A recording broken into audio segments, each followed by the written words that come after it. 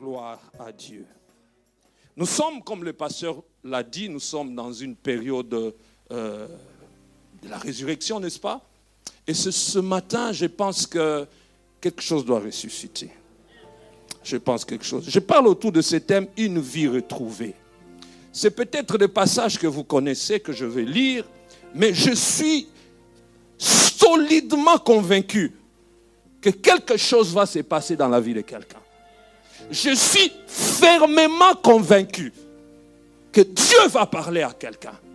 Je suis fermement convaincu que la parole de Dieu va quitter l'oral pour se transformer en un témoignage concret dans la vie de quelqu'un.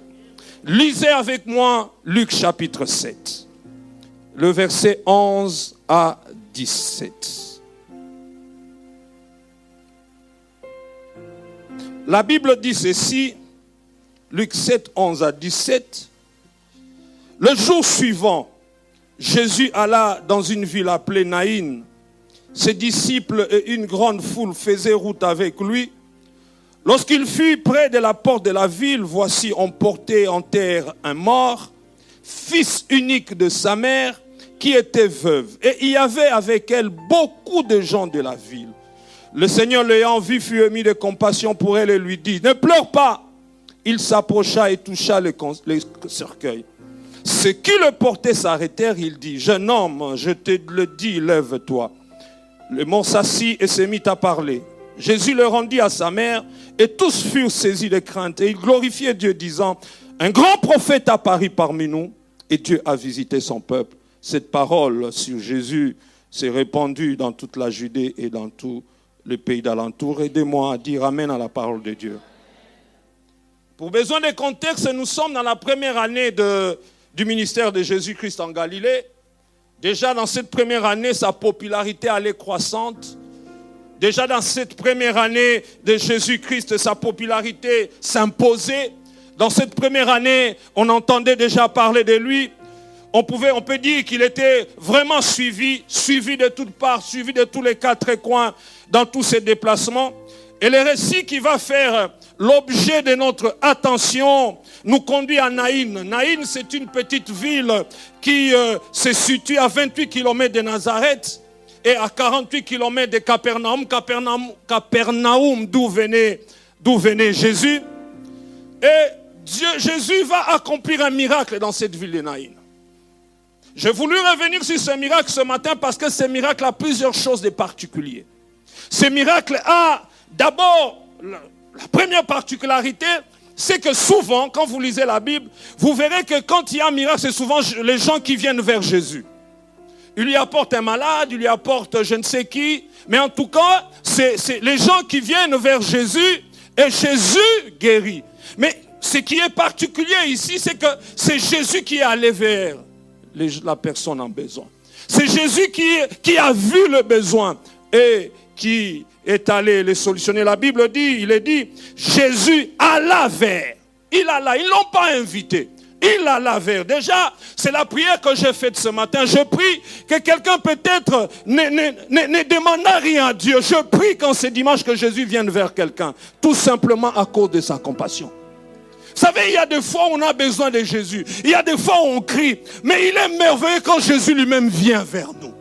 Il est venu, il alla vers. Ils étaient surpris de le voir. Et dans ces miracles qui n'est pas recherché par l'homme, c'est un miracle du fruit de la compassion. Vous savez, dans la Bible, il y a des miracles reçus par la foi et il y a d'autres reçus juste par compassion.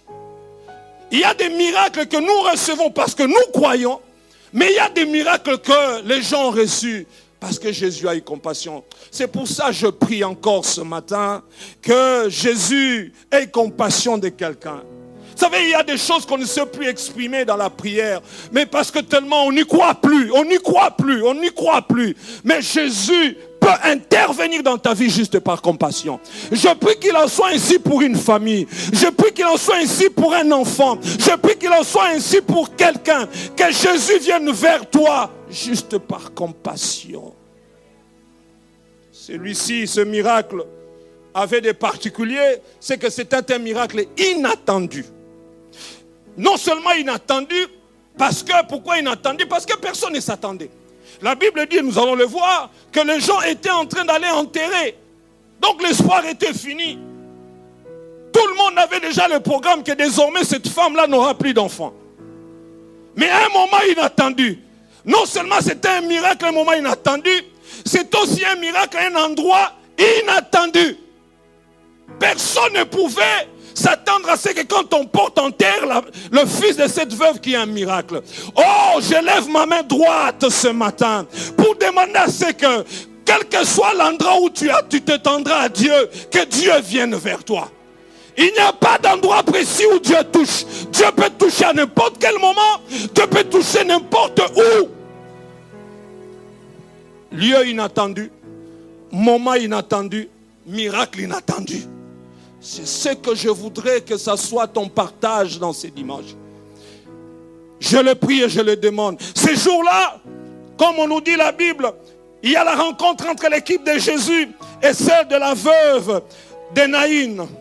Dans l'équipe de la veuve de Naïn, du reste dont on ne connaît pas le nom, on dit seulement la veuve de Naïn. On ne connaît pas son nom. Son nom n'est pas mentionné dans les Écritures. Eh bien, dans cette équipe, on trouve des gens préoccupés par des questionnements. Les gens qui l'accompagnaient. Vous savez, surtout nous en Afrique, nous sommes très solidaires dans les deuils. Juste une parenthèse pour dire, aujourd'hui à Kinshasa, vous voyez, il y a même des gens qui s'achètent des habits neufs juste pour aller à un enterrement. À un moment, j'ai même appris, on loue même des pleureuses pour les deuils. Hein? On commence à louer des pleureuses. Juste parce que il faut aider les gens à pleurer. Alors dans cette équipe de cette veuve, certainement il y avait des pleureuses. Il y avait des gens qui avaient compassion, qui disaient, ah, cette femme, non seulement le mari était parti, mais voilà encore, elle est restée seule. Alors accompagnons-la, juste par solidarité. Et certainement dans ce voyage, les gens étaient en train de chanter, ce n'est que non revoir. Les gens chantaient. Vous savez, dans ce genre de choses, vous avez des gens qui sont compatissants juste pour la minute. Ils pleurent avec vous. Et ça, c'est pas peut-être ici chez vous. Mais chez nous là-bas c'est comme ça. Juste après l'enterrement, les mêmes personnes qui ont pleuré sont les mêmes personnes qui vont se saouler. Ça c'est quelle sorte de compassion? Ça c'est quelle sorte de compassion? Il y a même des gens qui se battent pour les repas. Et je ne sais même pas pourquoi on appelle ça bain de consolation. Ça console en quoi? Je disais, dans cette équipe, il y avait ces gens. On pouvait chercher à calmer cette femme, à l'encourager. Mais je pense que cette femme allait leur dire, vous ne vivez pas ce que je vis. Écoutez frères et sœurs, vous savez, souvent ne peut mieux consoler que celui qui est passé par là où vous êtes passé. La meilleure et une forte consolation, généralement elle vient de la personne qui a vécu la même chose que vous. Et les gens pouvaient être là, à pouvoir consoler cette femme. Mais écoutez, vous savez, cette femme-là, perdre un enfant, c'est perdre tout un espoir. Vous pouvez la consoler. Parlant encore de ces miracles. Vous savez que du temps de Jésus, ce n'était pas le seul miracle qu'il y avait. Il y avait d'autres miracles qui sont arrivés. Et même dans la Bible, il n'y a pas que ça comme miracle. J'aimerais peut-être comparer ce miracle à d'autres. Allons dans 1 Roi chapitre 17. 1 Roi chapitre 17, on nous parle d'un miracle qui s'est fait. Et je lirai encore des Rois 4. 1 Roi 17, verset 17 à 23. La Bible dit ceci. Après ces choses, le fils de la femme, maîtresse de la maison, devint malade. Toujours le fils. Et sa maladie fut si violente qu'il ne resta plus en lui de respiration. Cette femme dit alors à Élie, qu'y a-t-il entre moi et toi, homme de Dieu? Es-tu venu chez moi pour rappeler le souvenir de mon iniquité et pour faire mourir mon fils? Il lui répondit, donne-moi ton fils.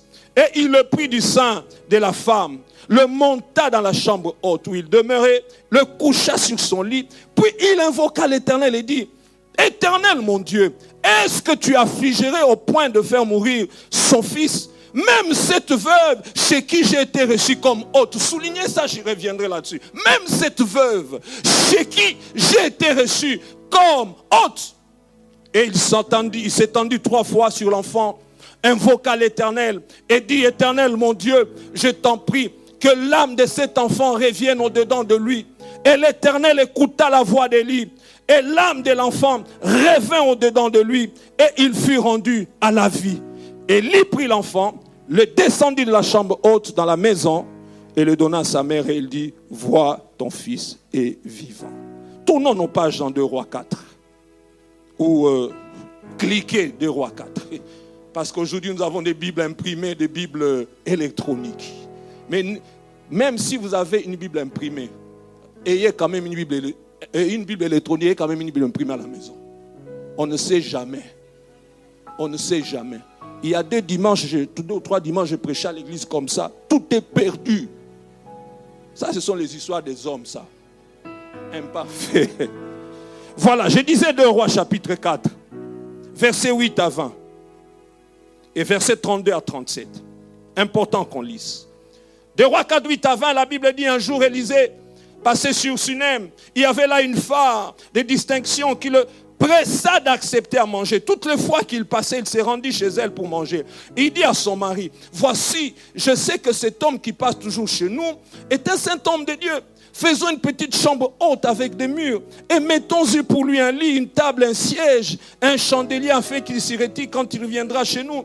Élisée étant revenu à Siméon, à Sunem, se retira dans la chambre haute, il coucha.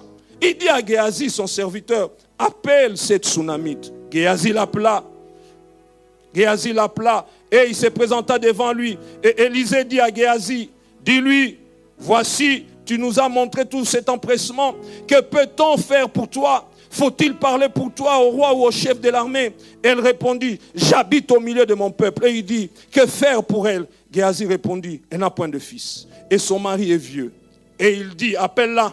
Géasi l'appela et se présenta à la porte.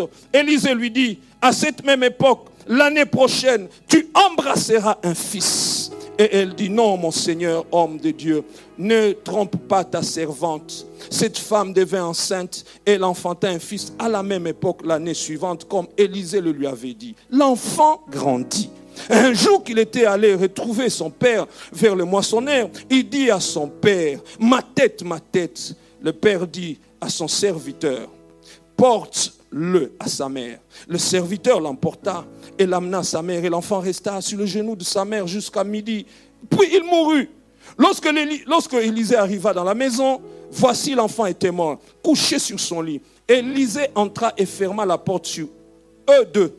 Et il pria l'Éternel. Il monta et se coucha sur l'enfant. Il mit sa bouche sur sa bouche, ses yeux sur ses yeux, ses mains sur ses mains. Et il s'étendit sur lui et la chair de l'enfant se réchauffa. Élisée s'éloigna et là par la maison, puis remonta établi et s'étendit sur l'enfant. Et l'enfant éternua 7 fois.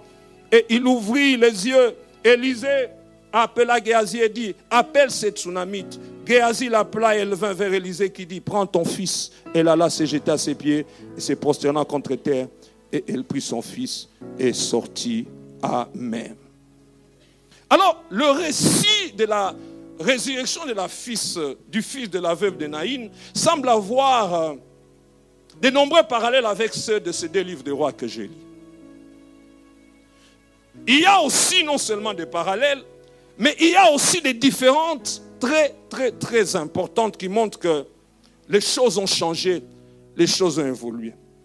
La première différence notable, c'est d'abord la brièveté du récit du Nouveau Testament. Le récit de la résurrection du fils de la veuve de Naïn n'a que 7 versets.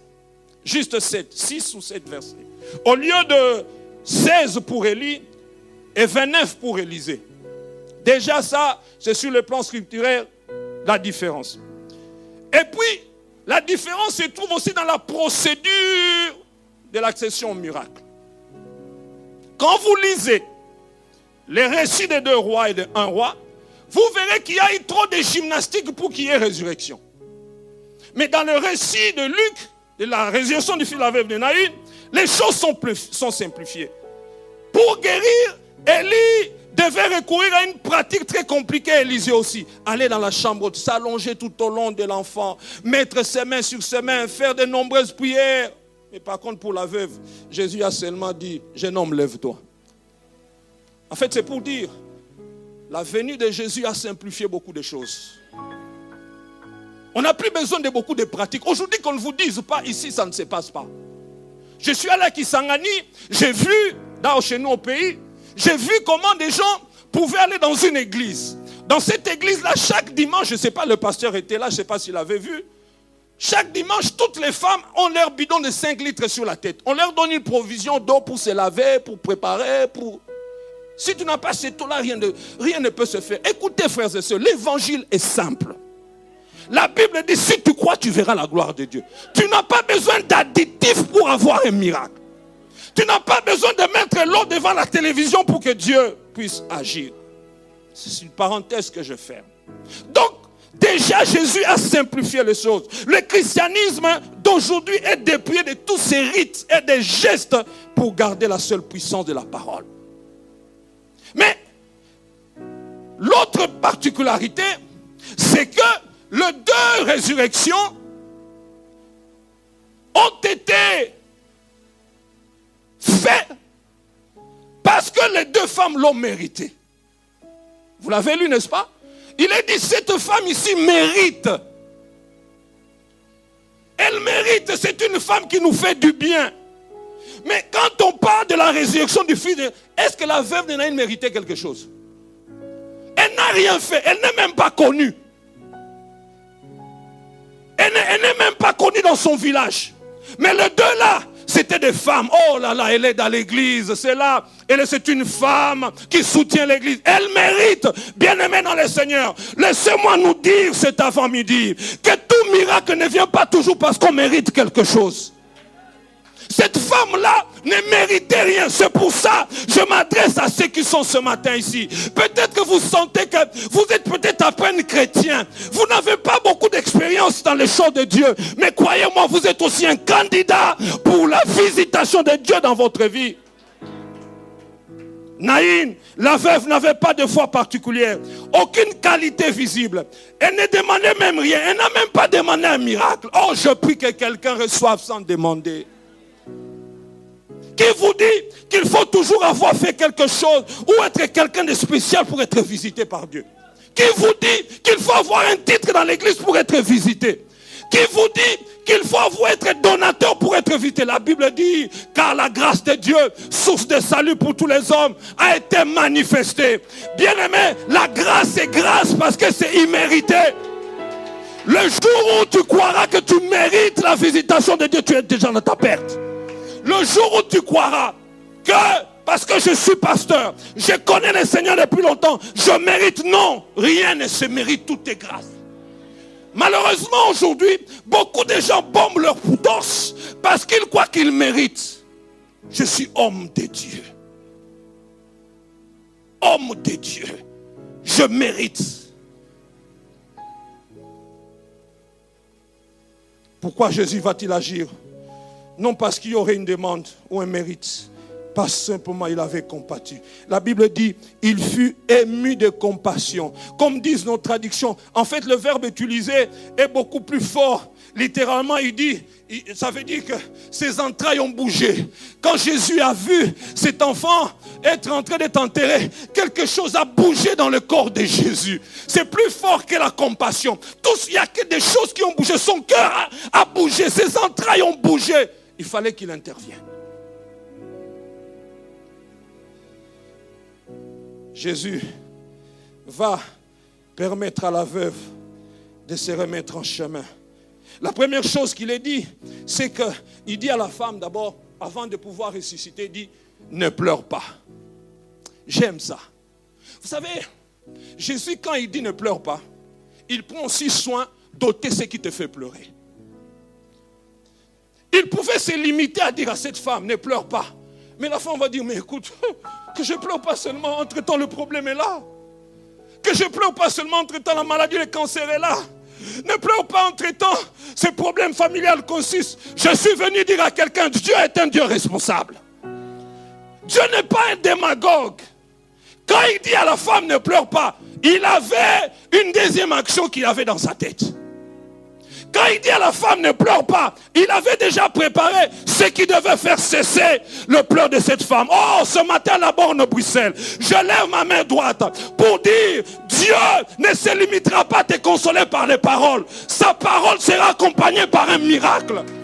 Tu ne m'as pas saisi. J'ai dit la consolation du Seigneur n'est pas théorique, elle est pratique. Quand il dit ne pleure pas, lui-même, il prend ce qu'il faut pour essuyer tes larmes. Les hommes ne peuvent pas essuyer tes larmes. L'argent ne peut pas essuyer tes larmes. La religion ne peut pas essuyer tes larmes. Mais l'homme de Galilée, celui qui connaît le nombre de litres de tes pleurs, celui-là m'envoie te dire depuis Kinshasa, ne pleure pas. J'aimerais dire à quelqu'un, ne pleure pas. Et pendant que je parle, Dieu est en train de réunir tout ce qu'il faut pour que tu ne pleures pas. Tu ne m'as pas compris. J'ai dit, Jésus dit ne pleure pas. Pendant que tu le crois, il est en train de réunir ce qu'il faut. Il dit ne pleure pas. Quand il dit ne pleure pas, ça dit ne désespère pas. Quand Jésus nous dit ne pleure pas, il dit ne te résigne pas, ne renonce pas. Ne renonce pas à avoir un enfant encore en vie. Ne renonce pas encore à pouvoir voir les choses changer. Ne renonce pas. J'aimerais dire à quelqu'un, ne résigne pas, ne te renonce pas, ne renonce pas, ne renonce. Bien aimé dans le Seigneur, la résurrection de Jésus, ce n'est pas un livre d'Arlequin, ce n'est pas un pari match, c'est un fait réel, c'est une vie. Jésus est ressuscité pour nous donner de l'espoir. Ne pleure pas, ne te résigne pas. C'est ce que je suis venu dire à quelqu'un. Ne renonce pas, tu peux retrouver le bonheur. Ne renonce pas, je parle à quelqu'un. Ne renonce pas. Ne renonce pas, tu peux retrouver le bonheur. Ne résigne pas, Dieu peut te remettre sur le rail. Ne renonce pas, la Bible dit pour tous ceux qui vivent, il y a de l'espérance. Ne te résigne pas. Ne dis pas que c'est trop tard. Je connais un frère. Ce frère-là, c'est celui qui vous parle. Un jour, je venais de prêcher, j'avais pas encore de véhicule. Très loin. Et il faisait tard. Il n'y avait presque plus de transport. Jusqu'à ce que quelqu'un se mette. J'étais désespéré, j'ai commencé à faire le pied. Jusqu'à ce que quelqu'un m'a dit, pasteur, bien-aimé, si Dieu peut envoyer un véhicule tard pour me sauver du lieu où j'étais, à combien plus forte raison. Je voudrais que ce dimanche, je ne le considère pas comme tous les dimanches. Je voudrais que la parole que tu entends ce matin, que tu la saisisses, parce qu'elle est pour toi. Et il dit, ne te résigne pas.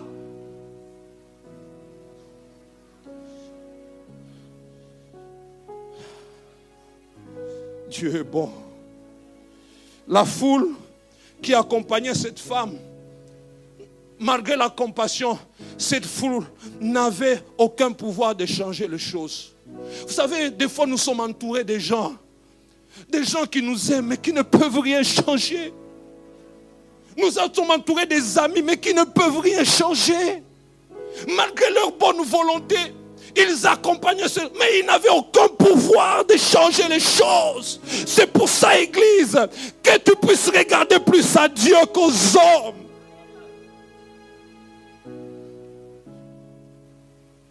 Alléluia. La Bible dit au verset 12 de Luc 7, au verset 12 de Luc 7, lorsqu'il fut près de la ville, de la porte de la ville, voici on portait en terre un mort, fils unique de sa mère, qui était veuve. Vous voyez, on décrit, quand on décrit cette femme comme ça, c'est pour dire l'intensité de la souffrance que pouvait passer cette femme. Et il y avait qu'avec elle beaucoup de gens de la ville. Donc Jésus est arrivé au moment où le cercueil était en train de vouloir être descendu. Jésus est arrivé au moment où le cercueil devait être mis en terre. Oh, j'aimerais dire à quelqu'un, si Lazare doit ressusciter après 3 jours, moi ma résurrection, je ne descendrai même pas dans le trou. Lazare, il fallait qu'il descende d'abord. Il fallait qu'il soit dans la terre premier jour. Il fallait qu'il soit dans la terre deuxième jour. Lui, sa résurrection est venue après combien? Mais pour le fils de la veuve de Sarepta, depuis l'éternité, il avait été écrit que son corps ne touchera jamais. C'est pour ça que j'aimerais dire à quelqu'un, si tout le monde peut passer par là, ce soir ou ce matin, excusez-moi, dites-moi, ça ne se passera pas comme ça. Si tout le monde doit être descendu, la Bible dit, au moment où l'on descendait, oh, je prie que Dieu intervienne au moment où tu es en train d'être enterré. Bien aimé, je le répète, si pour Lazare, il faut qu'il soit enterré d'abord et puis ressuscité après, pour cet enfant, il n'y avait pas question d'être enterré d'abord. Si pour les autres, il faut que l'administration exige ça. Oh, moi, je ne suis pas tout le monde. Tu n'es pas tout le monde. Si tout le monde doit être sorti après 3 jours, toi, tu n'auras même pas besoin d'un jour. Ce matin, dis avec moi, je refuse que mon miracle vienne toujours après de longs moments de deuil. Je refuse que mon miracle vienne toujours après de longs moments de pleurs. Pourquoi ça doit toujours venir après des moments? Pourquoi pour que Dieu te visite, il faut que tu pleures? Pourquoi toi, il faut seulement que tu pleures pour que Dieu intervienne? Pourquoi? C'est vrai, Dieu te visite, mais pourquoi il faut toujours que tu sois visité? Après, il faut que tu jeûnes, il faut que tu dors. Pourquoi? Ce matin, tu peux dire, je refuse. Je refuse. Je refuse. Je te pousse à te révolutionner. Dis, je refuse. Pourquoi? Pour que j'ai un travail, il faut toujours. Pourquoi? Pourquoi pour les autres c'est toujours facile? Je peux entrer aussi dans l'équipe d'exception où les choses peuvent venir. Non pas parce que j'ai demandé, mais parce que Jésus a eu pitié de moi. Je prie que le regard de Jésus puisse être fixé sur chacun de nous. Et que Dieu se souvienne, je ne vous connais pas, mais lui vous connaît. Je ne connais pas ce qui vous tourmente, mais lui vous connaît. Il est le prince de vie. Il est le prince de vie. Si toi, ça doit prendre 3 jours, je ne suis pas toi. Moi, je crois au miracle instantané. Bien-aimé dans le Seigneur, qu'il creuse, je n'entrerai pas dans le trou. On a creusé pour qu'il entre, mais laissez-les creuser. Laissez-les préparer votre trou. Laissez-les préparer votre tombe. Qu'il creuse, qu'il creuse, qu'il creuse, qu'il creuse. Mais moi, je n'y entrerai pas. Qu'il creuse, il veut enterrer ta santé. Assis-toi, regarde-les. Regarde-les creuser. Regarde-les creuser. Regarde-les creuser. Mais moi, je n'y entrerai pas. J'annonce à quelqu'un, je suis venu te dire, le trou sera là. Les pièges seront là. Mais tu n'y entreras pas. Ils vont dépasser l'énergie. Mais moi, je n'y entrerai pas. Je n'y entrerai pas. Je n'y entrerai pas.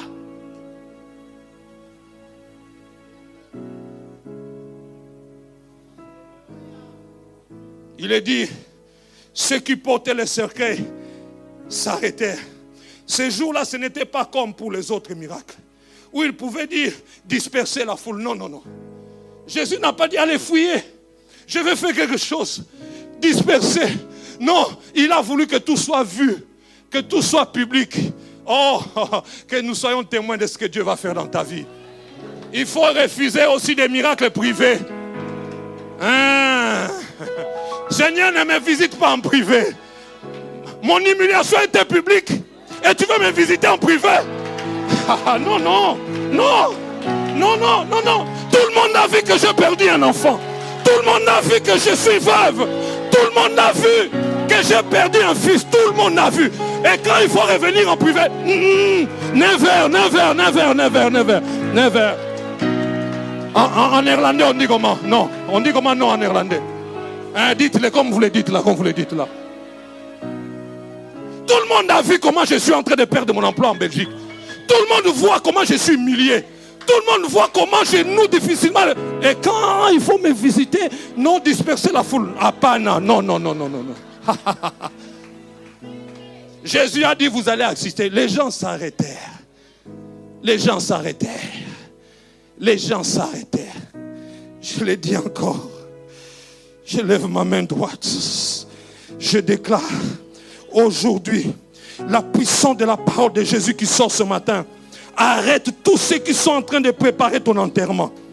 Ton enterrement physique, ton enterrement spirituel, ton enterrement financier. Je dis cette parole, arrête. Ils sont en train de vouloir t'enterrer. Ici, peut-être ils sont là-bas au pays. Ici, je ne sais pas où ils sont. Je t'informe qu'ils sont en train de préparer ton enterrement. Je t'informe qu'ils sont en train de préparer ta chute. La chute de ton ministère. La chute de ton travail. Ils sont en train de préparer la mort de tes enfants. Je lève ma main droite ici à la bonne Bruxelles. Et je déclare qu'ils s'arrêteront à faire de tout. Mais tu n'y descendras pas. Tu n'y descendras pas. Comme un prophète, je lève ma main droite. Comme un prophète, je lève ma main droite ce dimanche.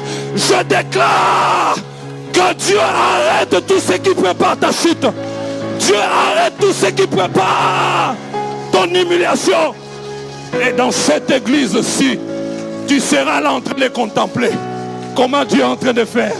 Tu seras là en train de voir comment Dieu est en train de faire. Dieu va s'asseoir au milieu de tout le monde.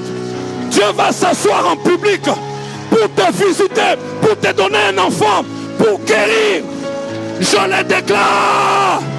Je le déclare. Je le déclare. Je ne suis pas venu en tourisme à Bruxelles. Je suis venu avec l'oracle de l'Éternel. Je ne suis pas venu en tourisme ici. Je suis venu à Rakababa Shekerebos. Rimandere Kobos. Rikababo. Yekatere. Manderere. Alléluia.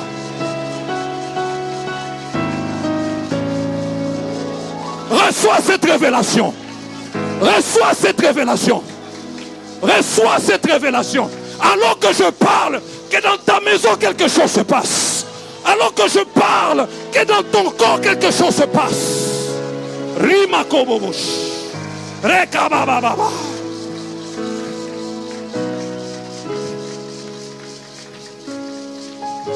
Hey.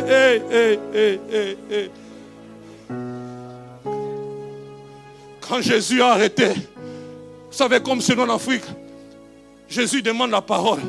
Chez nous on dira, mais c'est quel oncle là qui n'était pas là au deuil qui demande la parole? Jésus arrête tout le monde. Jésus arrête tout le monde. Jésus arrête tout le monde. Il dit, mais qu'est-ce que ces messieurs vont encore dire? Vous connaissez les dernières paroles souvent dans nos cimetières? Surtout nous les Africains, on répond toujours tout aux autres. Oh, il a fait quoi? Le pauvre jeune, il était encore jeune, qu'est-ce qu'il a fait? Cet oncle-là, qu'est-ce qu'il veut? Nous, c'est toujours les oncles et les tantes. Ce n'est jamais nous-mêmes. Jésus arrête. Le dernier mot de Jésus n'est pas un mot de pleurs. Le dernier mot de Jésus n'est pas un mot de lamentation.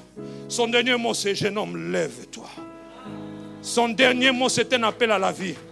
Et la Bible dit, au verset 15, et le mort sortit et s'assit.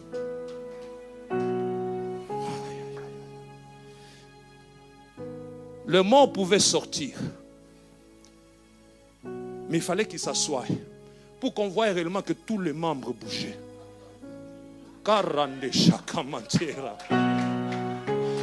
Dieu, ce n'est pas un Dieu de demi-miracle.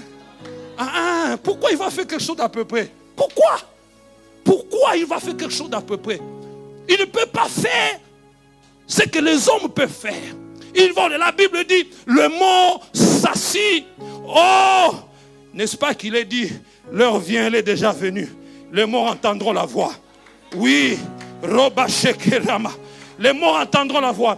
Bien-aimé, ici, le chef de la vie a commandé à la mort. Qu'est-ce qui est en train de mourir en toi? Qu'est-ce qui est en train de mourir en toi? Qu'est-ce qui est en train de mourir en toi? Qu'est-ce qui est en train de mourir dans ta famille? Ce dimanche, Jésus arrête tous ceux qui sont en train de préparer ton enterrement. Je prie que tu reçoives cette révélation au nom de Jésus. Vous savez, dans ces récits, en fait, il y a un double miracle. C'est que le premier miracle, c'est que Jésus donne la vie au fils de cette mère. Ça, c'est le premier. Mais le deuxième, c'est que le Seigneur redonne la vie à cette mère par son fils. Non seulement la vie est communiquée au fils, mais la mère aussi, elle était presque morte. Il n'y a que les mamans qui peuvent sentir ça. Tu perds un enfant. Non seulement la vie est venue chez l'enfant, mais la vie est venue aussi dans le cœur de cette femme. Ainsi, le lien de famille a été établi et rétabli. J'élève ma main droite ce midi, cet avant-midi, et je prie que tous ceux qui ont souffert doublement soient visités doublement. Il y a eu double souffrance. L'enfant plus de vie, la maman plus d'espoir. Et quand le miracle est fait, la vie revient à l'enfant et l'espoir revient à la femme. Que tous ceux qui ont souffert triplement, que Dieu les visite triplement aussi.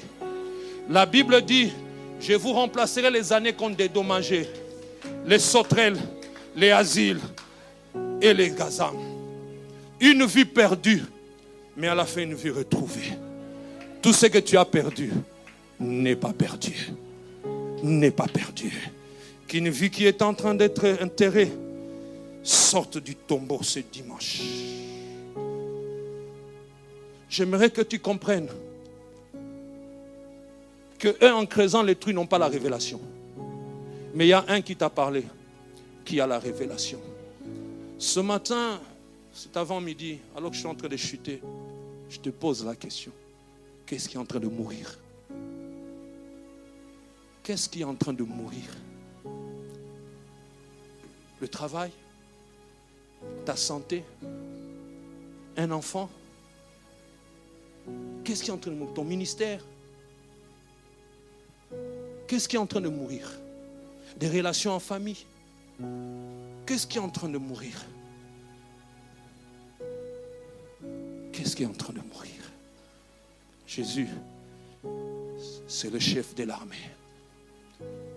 Moi, je suis fils de militaire. J'étais habitué aux honneurs que le militaire donne. Je me rappelle une fois, mon père m'a amené dans une parade. Et j'ai vu comment le général d'armée devait venir. Et j'ai aimé ça. Le monsieur qui a ses sabres vient et dit, mon général, la troupe aéroportée est préparée pour vous rendre les honneurs. Veuillez passer les troupes en revue. Le général qui passe les troupes en revue là, s'il a 20 ans et que le soldat a 30 ans, quand le général passe, ce n'est pas un problème d'âge, c'est un problème de grade, c'est un problème de titre. Et le titre que tu as, enfant de Dieu, ce titre-là fait courber tout à ton passage. Est-ce qu'on peut se lever en levant nos mains droites?